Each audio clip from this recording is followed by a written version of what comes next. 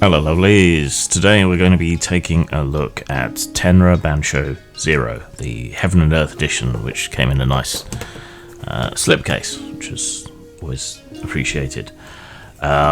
This is the newer edition, retailing for $50 US, I guess, and about 32 quid here in the UK. This was, I believe, the first Japanese RPG to be translated into English, and there was supposed to be more. The translator seems to have kind of given up at some point, which is a shame, because some other Japanese RPGs have made their way over here now, such as the Goblin Slayer RPG based on Sword World, though we haven't yet had a straight translation of Sword World, which is a pity, though there are fan ones online. So they could have really stolen a march on the whole thing and kind of pinned down the Japanese translation market. Yeah, I don't know. I think they got fed up with being harassed and bugged by people who wanted them to do more. But there you go. So this is the newer edition, the Heaven and Earth edition. Tenra Bansho Zero, loosely translated, means everything under heaven and earth. And the Zero is like a reset, prequel, redo, do-over kind of sort of idea. So, it's a translated Japanese RPG brought over into English with a particular rule set and a particular setting, which, to be honest, is probably where the game falls down a bit. In the slipcase, you get a little world guide book, which you didn't really get in the earlier edition, and you get the main book. Now, I would have snipped this off already, but it would be remiss of me not to mention that my copy, at least, was not properly trimmed. Yeah, 2 snips of a pair of scissors or a slit with a craft knife, and that's easily fixed, but it was bent over, so those pages are going to be mangled. When something like this happens, it generally happens to a few copies, so if you're going to be buying one, maybe ask if you can take it out of the shrink wrap to have a look, see if you've got the same problem. Might knock a couple of quid off it for you. This is actually a very simple system. Despite that, the main rulebook clocks in at around 450 pages, and the world book clocks in at about 240 pages. The main book is black and white. It is sparsely illustrated in the now familiar Japanese style, and it has some other things in common that I've now noticed reviewing multiple Japanese RPGs in the way that it's presented. There is more of an emphasis on what they call replays, what we would call actual plays or examples of play. It over-explains things, and it's presented in an almost over-friendly sort of manner. There's a lot of emphasis on etiquette and the GM and players' obligations and so on, which kind of fits the stereotype of Japanese or even Chinese society. I suppose the sort of kind of conformism that you see there, but that's now a common thread that I've seen running through multiple Japanese RPGs, so it does definitely seem to be a thing, a cultural difference and significance, and part of the reason I'm interested in Japanese RPGs and RPGs produced in other countries as well, because there is a difference in culture that used to be very apparent when I did global LARP stuff. So there isn't actually a lot to show you in the book necessarily, because, as I say, like a lot of Japanese games, it's pretty sparse on the illustration. But that makes me think, well, maybe you can get away with that if you put a little bit more effort into layout and so on. Part of the bulk is because there are so many examples, and part of it is because the character classes are fairly strictly defined in this, and honestly there aren't enough of them for you to represent many different characters. The rules themselves are fairly simple, as you can kind of see from this character sheet. Not that you can see particularly well. But yeah, the stats and so on aren't complicated, which of course begs the question: why is the book so big? You could kind of say the same thing about Burning Wheel, I suppose. It's in the permutations in Burning Wheel, and the fact that the creator seems to want a system for absolutely everything. In this book, it's more about how it goes about explaining everything, which is bordering on patronizing, but much needed in some places. And the actual players and all the different permutations of the rules. But the core system itself is very, very simple. You grab a number of d6s equal to your stat, if I remember correctly, and then you roll against a target number determined by your skill. So the higher your skill, the higher number you need. You can roll and have that count as a success. So this is a very bad roll. So presuming I had a stat of 3 and a skill level of 5, those two would still fail, and I would only score 1 success. And then you compare successes and so on. So that's fairly easy. The core system is pretty easy. Now, where this takes a sharp turn from more Western RPGs, explanatory cartoons are quite good, actually, by the way. Where this takes a left turn is in terms of the, what should we call it? The karma system, which takes into account Aiki, Kia, and Karma, which is a little bit complicated. But these are basically little chits that you can hand out to each other, or you as the games master can hand out to the players, that let you do certain things during the game, like activate powers, roll bonus dice, have a little bit of narrative interruption. So you can kind of think of them as story points, fate points, whatever you want to call them, from other systems, but they follow this sort of cycle. And they kind of also count as experience points as you go along. Karma is universally bad in this system. There is no good karma. And your character's power level determines your starting karma, and if it goes above a certain level, you become a demon, an asura, and you go out of control, and the games master takes you over and makes you an antagonist instead of a protagonist. If you have a lower karma total, then you tend to have more interventions of luck and good fortune, which helps represent the sort of plucky kid sort of dynamic that you see in a lot of anime. A lot of this is sort of anime physics and anime style storytelling that they claim to take more inspiration from kabuki and other forms of Japanese theatre and so on. You also get given fates. So some of these you can define for yourself. Some of them, called destinies, the games master hands out. And these encourage you to play in a certain way or reward certain types of role-playing. So to an extent, you can define them yourself. So you might decide that it's one of your fates to pursue the cherry blossom princess for marriage or whatever. And then as you work towards that fate, that helps keep your karma down. As the games master, I might give you a destiny for the session or for the campaign. You know, root out the conspirators in amongst the courtiers or something.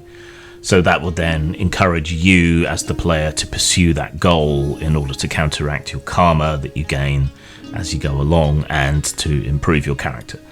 So, you know, this is a useful way of nudging players to go the right direction and allowing them to express their own character choices in a notated way that the games master can feed upon, and which helps channel the characters into certain types of behavior. So it's not just the players interfering with the games master using fate or story points or whatever. It goes back and forth and helps create a storytelling ecosystem. It's a little bit hard to understand, despite the effort multiple times that they've gone into it, but it does make sense eventually. Took me a while, which shows it must be quite complicated. Combat and so on is all permutations of the the different dice rolling mechanics. There's not a lot to it particularly. There's not a lot of granularity to the system. Not a lot to differentiate one weapon from another. Wounds is quite interesting, kind of similar to Fate in some ways. You have a vitality score that you take damage from, but you also have wounds, but you choose what wounds you take. But what is interesting in this game is that you have the opposite of a death spiral. The more wounded you are, the more bonus dice you take, which, like the karma system, encourages players to accept and take damage and think in that way, because it's going to ultimately make them more powerful by giving them extra dice as they go along, even as it takes them closer to death. But as the hero, you choose what wounds you take. Then you can only take so many based upon your statistics and so on. In terms of actions, I think you only get one action per turn normally. Of course, I went past it, didn't I?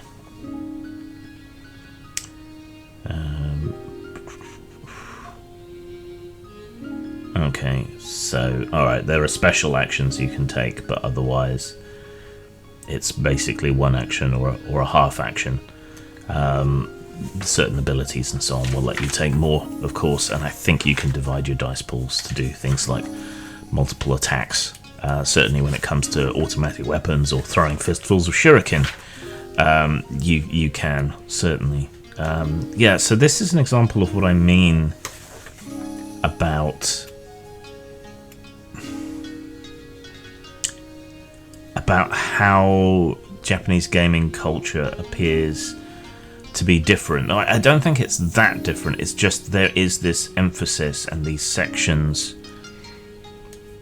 of the book that are devoted to not the game itself, but telling people about role-playing and table etiquette and things like that. It's almost prescriptive in the way that it's telling you to do these things, not in the way that intrusions like safety tools and so on are, but it lays out what the expectations are of the games master, what the expectations are of the players, how not to be a dick at the table.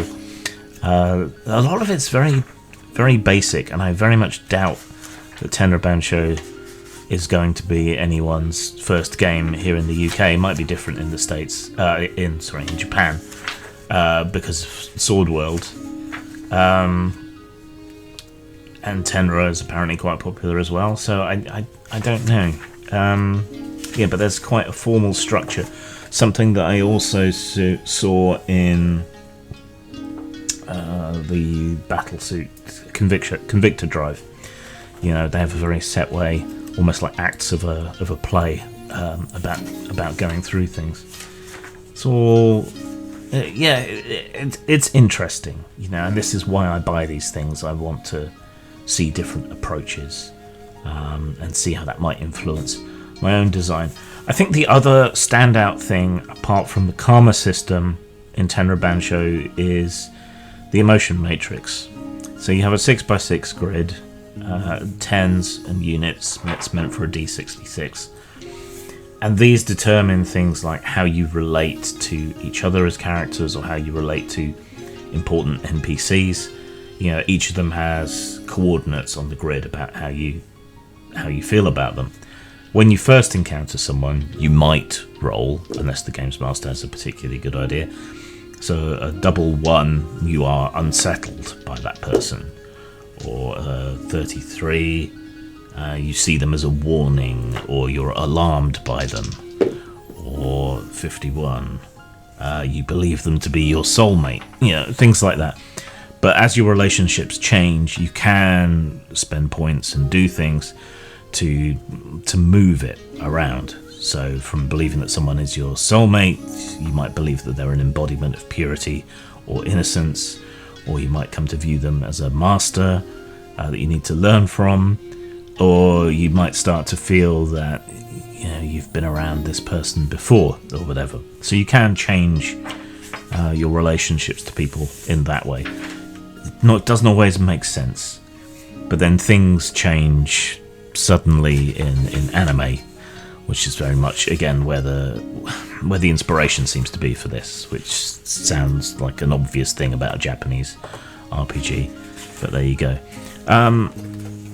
So yeah, it's got the heavy page count because it really goes into a lot of explanation, which again, as I say, borders on patronizing, but it's done in such a sort of friendly, kawaii manner.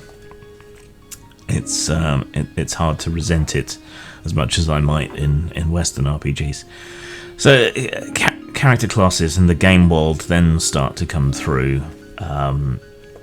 So Armor Riders is basically Magitech mecha piloted by young, spunky, innocent people for the most part. And karma is earned by the armor and shared with you, so that's kind of interesting but odd. It's very Buddhist, this game. Then the next character class is one Onmyo Jutsu. So that's summoning creatures and monsters and things from the spirit world to accomplish ends. So you're not going to hurl a fireball, you're going to hurl a swarm of razor-toothed bats at someone, or you're going to summon a phoenix that is going to burn people. And these rules for the summonings are also quite useful for running off monsters anyway, if you felt so inclined, animals, creatures, whatever you wanted. So the things are called shiki. Samurai in this are people bonded with shiki, so that you become sort of hybridized with them and summon the shiki powers as though they were your own. There are Buddhist magicians. There are kind of Magitech cyborgs with mechanical or mechanica body parts. Not enough options for a lot of these things, I feel, but it's relatively easily customizable. But the other issue is, as I say, that the system isn't that granular, so your choices don't make that much difference. Kongoki are living versions of the armor, but smaller, so they're living constructs, basically, that have to be repaired rather than healed. Then we have our ninjas. Again, it's kind of Magitech ninjas with access to dark magic. Good Magifighter types. Kugatsu are illusionists. Annelids are people who become one with monstrous parasites, which is kind of gross body horror, so, I quite like that. Then we have Oni. So in this, they're kind of like a separate spiritual race of people, but obviously, traditionally, Oni are basically Japanese demons, but that gives you an idea of the sort of thing you can have there. Shinto priests seem to be sort of magitechnicians. Ayakashi are... Actually, I don't remember. It's artifacts and spirits, I think. Oh yeah, animal spirits. So I guess they're kind of druidic fighters of a sort. Straightforward warriors or war artists. All of these have their own specific rules and so on. And then we get a little bit about the setting. I didn't find the setting that interesting. It's hard to see what players do in the setting. It's not a typical adventurers sort of setting, particularly. I mean, it references things like Ninja Scroll, Princess Mononoke, Samurai Champloo, things like that. But it's hard to see that in the game, save in the absolute sort of loosest terms. It's certainly not a typical adventuring party sort of game. It might work best as a sort of espionage or military based campaign, though that's not particularly obvious from the game itself. Yeah, I hadn't split these yet because I wanted you to see that there was a problem with my printing. Okay, so the setting book goes in more onto the setting, and this is presented more like an art book, so it's full colour, glossy. You get little comic strips of things happening and the kind of signature characters that you get from the main book a bit better. I still didn't find the world engaging, though I have found the visual aspects here quite useful in visualizing the world a bit better. There are some bits and pieces of additional rules,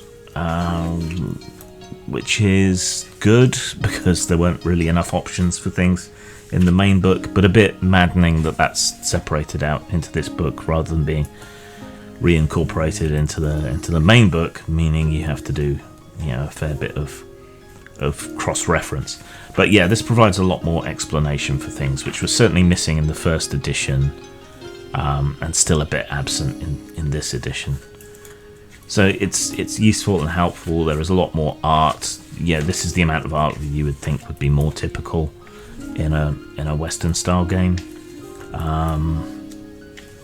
even if a lot of it is this kind of red on white, which is okay. It just makes things look a bit blueprinty, really. But you really get the feeling from this book that this is a world at war, and war campaigns is where it's at. I don't know whether that's just because they had this big focus on the equipment and the Magitech, but it certainly left me with that impression coming away from it. Military campaigns, are good in some ways, in that as the games master you don't need to titillate the players with the quests. You can just order them to go on them, but that's also why they can be somewhat dissatisfying in other ways. But it was certainly nice to see more artwork and to have more explanation of the world. But I'm just not that interested in the worlds that they have presented, even though I love Magitech settings. So I don't know. I guess that tells you something, I suppose. What I really want to play is Terra the Gunslinger, which is a setting that uses the Tenra Bansho rules, but which hasn't been translated into English yet. That's a fantastic setting. It is a Magitech Old West. You can play living automata, you can play gunslingers, you can play the local native people who have access to magic. There's big steam trains and everything. And it kind of, it's...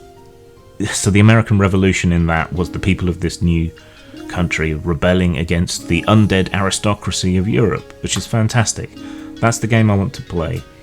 But as I say, there's no translation. But it does show that the Tenra Bansho system is flexible enough to be used with other settings, and that's almost what I would have preferred this book to be presented as, is as a rule set separate from setting, and then having this setting in a separate book.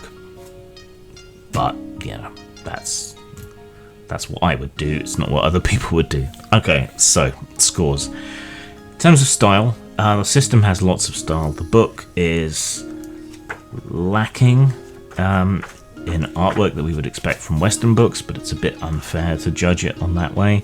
And even though the world is not to my taste, it is presented pretty well. And we must consider these two as one because it's the slipcase edition and it's all meant to go together. So a low 4 for style, bordering on a 3 point something, because the world didn't engage me. There isn't a lot of art, but we've got to make allowances for Japanese games, and it's just my taste for the other part. I should have liked it, but I didn't, and that's an ineffable thing. So if you share my taste, you might end up feeling the same way. And it's a lot of money to drop on a chancy game. In terms of substance, the page count is high, but it's that explanatory level. So if you have a hard time absorbing rules, you'll probably like it. To me, a lot of this was wasted space. Splitting the material between the 2 books for the characters and so on seemed a bit pointless to me. Bad organisation. Your mileage may vary. So the actual pickings for me is fairly low. So I would only give it a very low 3 or a high 2 in terms of substance. If you haven't played a lot of different RPGs and you have trouble with rule systems and so on, again, your mileage will vary. And this book gave us the information that we really needed about the setting, so that helps. So we'll call it a 3. So that's 7 out of 10. It's not bad. Remember, I used the full gamut, which means 5 is an average for me. So that's 7 out of 10, 3.5 out of 5. It's above average. If you're curious about Japanese games, this is probably second to the fan translation of Sword World. It's something you need to pick up. And if anyone ever translates Terror the Gunslinger, let me know. Zang.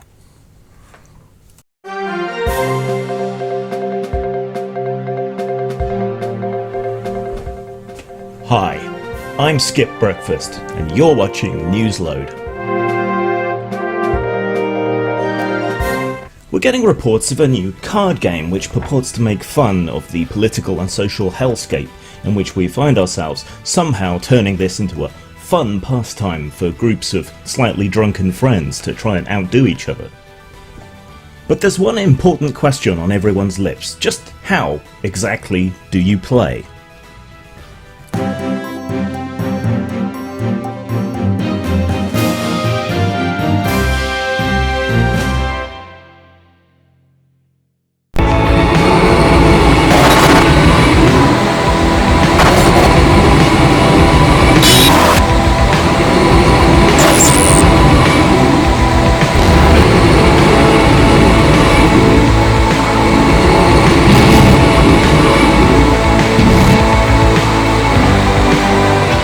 Disappointment.